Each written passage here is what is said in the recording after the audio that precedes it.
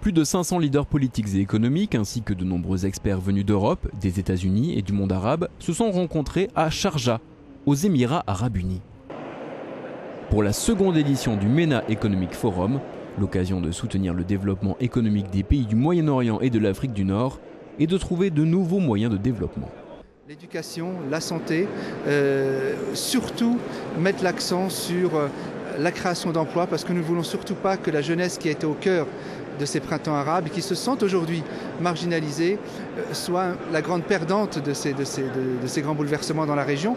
Et c'est en inscrivant l'éducation au cœur de cet événement, l'éducation, l'économie, c'est de montrer qu'il y a aujourd'hui une urgence à agir, à mobiliser toutes les forces vives pour gagner ce grand défi de la transition des pays du sud de la Méditerranée. Laisser 1,5 milliard de personnes sans eau potable, sans médicaments, sans éducation, sans assainissement, 850 millions d'entre eux sans nourriture, c'est non seulement une honte éthique, morale, la honte de l'humanité, mais c'est surtout une erreur énorme sur le plan politique. Il faut faire autre chose, créer des petites idées, par exemple 1 euro par billet d'avion. On nous a beaucoup critiqué au début, c'était l'idée de Jacques Chirac et de M. Lula. Eh bien, 1 euro par billet d'avion, ça a permis en 5 ans, sur 15 pays, de manière totalement indolore, aucun voyageur ne le sait, eh bien, nous avons récolté 2,5 milliards de dollars et 8 enfants sur 10 dans le monde qui sont soignés contre le sida le sont grâce à ça. 322 millions d'êtres humains contre le paludisme, 3 millions d'enfants contre la tuberculose.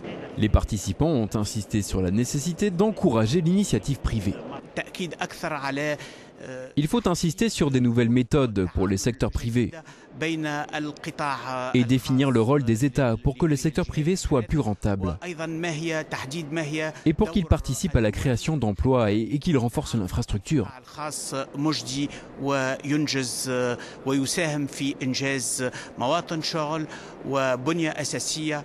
L'éducation est à la croisée des chemins pour la zone MENA. Elle joue un rôle majeur dans l'enrichissement des peuples et pour la croissance économique. Cette édition a été marquée par la signature d'une charte commune entre l'Université américaine de Sharjah et Euromed Management Marseille. Ce que nous avons voulu faire dans un premier temps, c'était une meilleure compréhension de la manière dont les deux mondes fonctionnent. Ça, c'est un premier point.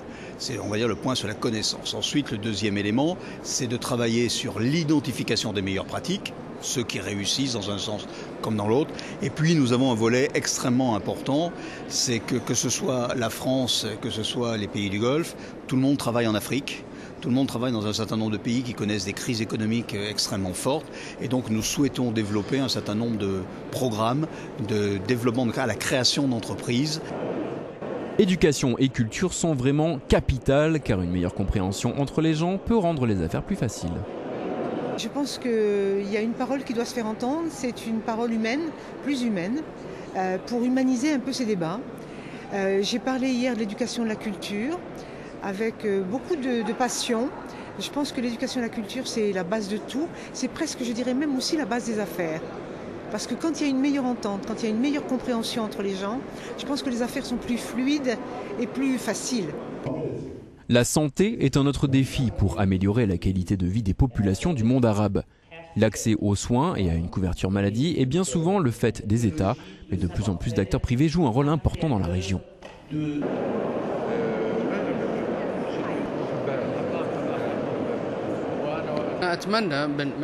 J'espère que ces réunions adoptent un programme de santé durable. Je souhaiterais une coopération entre l'Europe et les pays de la région autour d'un programme. Et j'espère qu'on puisse dire à l'avenir que telle ou telle initiative a réussi. Ce qui existe là, ce sont juste des initiatives entre des institutions des pays de la région.